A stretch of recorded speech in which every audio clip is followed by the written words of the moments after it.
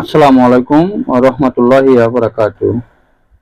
সমস্ত প্রশংসা আল্লাহর জন্য, যিনি আসমান ও জমিন উভয়েরও পরিচালক, যিনি গৌরব ও শক্তি সামর্থ্যে অদ্বিতীয়, যিনি কোনো স্তম্ভ ব্যতি রেখে আসমানকে শূন্য রেখেছেন এবং তাতে মানুষের জীবিকা রেখে দিয়েছেন।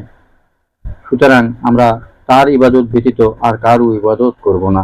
অতঃপর আল্লাহর প্রিয় বান্দা হযরত মুহাম্মদ সাল্লাল্লাহু আলাইহি সাল্লামের উপর দরুদ ও সালাম।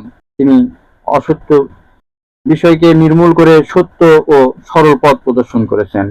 তার পরিবার পর্ব ও সহযোগীদের প্রতিও সালাম, এবং আরো সালাম প্রেরণ করছি তার সাহাবীগণদের প্রতিও, এবং নবী আউলিয়া গাউস কুতুব যারা রাসূল পাক সাল্লাল্লাহু আলাইহি সাল্লামের দ্বীনের দাওয়াতের সারা দুনিয়া পদার্পণ করেছেন এবং ইসলামের দাওয়াত পৌঁছিয়ে দিয়েছেন।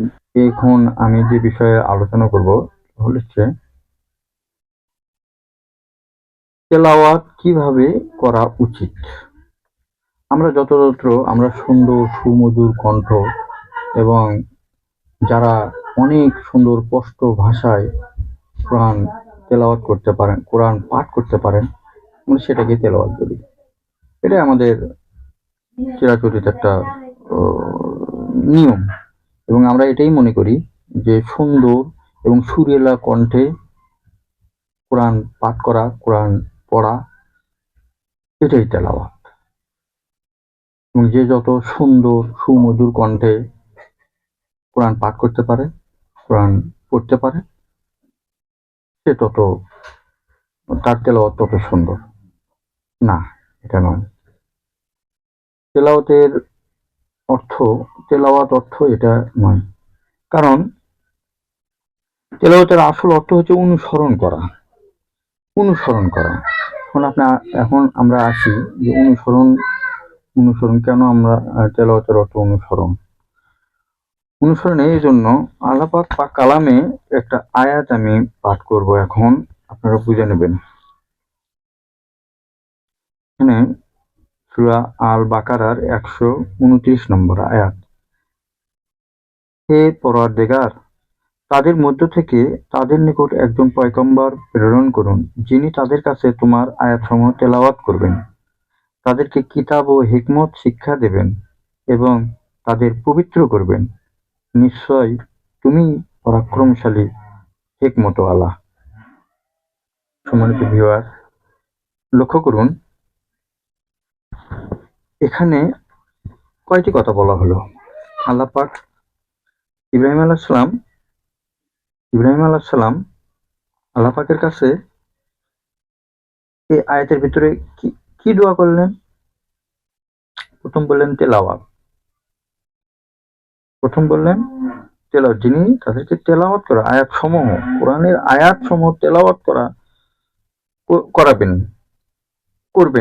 করবেন, অর্থাৎ পাঠ করবেন, তাদেরকে কিতাব ও হিকমত শিক্ষা দেবেন এবং তাদের পবিত্র করবেন। নিশ্চয় তুমি পরাক্রমশালী, হিকমতওয়ালা। সুবহানাল্লাহ। অবশ্যই তাই। এখন এর অর্থে তাহলে কি দাঁড়ালো? তেলাওয়াতের তিনটা শর্ত। প্রথম শর্ত হচ্ছে পাঠ করা। তারপরে 2 নম্বর শর্ত হচ্ছে তা বুঝ, অর্থাৎ সেটা বুঝে আসা। আমি যে কোরআনের আয়াতটা পাঠ করলাম, সেটার অর্থ বোঝা। 3 নম্বর হচ্ছে তা আমল করা। এই তিনটে একত্রিত করলে হয় তেলাওয়াত। আমরা কি তা করি? এখানে তেলাওয়াতের কোরআন ও হাদিসের পরিভাষায় শব্দটি কোরআন ও অন্যান্য আসমানি কিতাব পাঠ করার ক্ষেত্রেই প্রযোজ্য, কারণ যে লোক এসব কালাম পাঠ করে এর অনুসরণ করাও তার অবশ্য কর্তব্য। ভিউয়ারগণ, লক্ষ্য করুন, আমি কিতাব থেকে, কোরআন থেকে, আল কোরআনের তাফসীর থেকে আমি কথাগুলো বলতেছি। এখানে বলা হচ্ছে কোরআন ও হাদিসের পরিভাষায় শব্দটি কোরআন ও অন্যান্য আসমানি কিতাব পাঠ করার ক্ষেত্রেই প্রযোজ্য। একমাত্র কোরআন শব্দের অর্থ হচ্ছে পঠিত গ্রন্থ, অর্থাৎ কোরআন যখন পাঠ করা হবে, তা বোঝা হবে এবং তার আমল করা হবে, তখন সেটা তেলাওয়াত হবে। নচেৎ অন্য কোনো একটা গল্পের বই অথবা একটা কবিতার বই অথবা একটা আহ, যে কোনো লোকের তার মত মত মত পার্থক্য, তার মতামত, এগুলি যখন লেখা হবে এবং সেগুলি সেগুলি যখন পাঠ করা হয় সেটাকে তেলাওয়াত করা বলা যাবে না। এটা পরিষ্কার কথা বলে দিচ্ছে। এর অনুসরণ করাও তার অবশ্য কর্তব্য।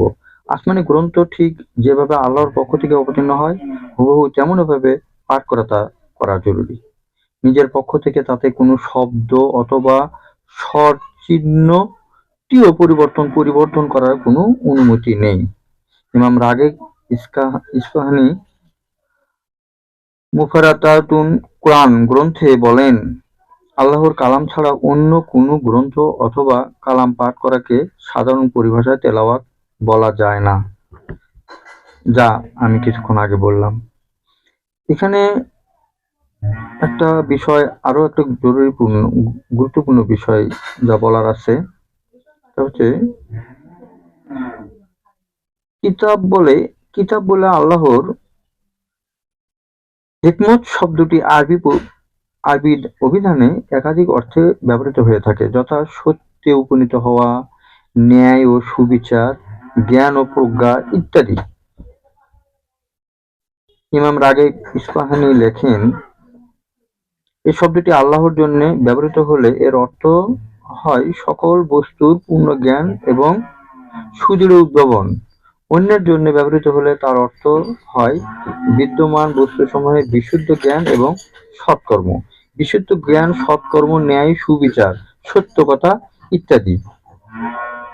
যা হোক, আমি যতটুকু বুঝেছি আমি ততটুকু আপনাদের বোঝানোর চেষ্টা করেছি। এর ভিতরে আরো অনেক কথা আছে, অনেক বোঝার আছে। এত অল্প সময়ে বোঝানো যা যেটুকু শুধুমাত্র গুরুত্বপূর্ণ তা আমি করলাম, বোঝানোর চেষ্টা করেছি। আশা করি সুস্থ জ্ঞান এবং সুস্থভাবে পাঠ করার মাধ্যমে বিষয়গুলো আপনারা অনুধাবন করতে পারবেন ইনশাআল্লাহ। আসসালামু আলাইকুম ওয়া রাহমাতুল্লাহি ওয়া বারাকাতুহু।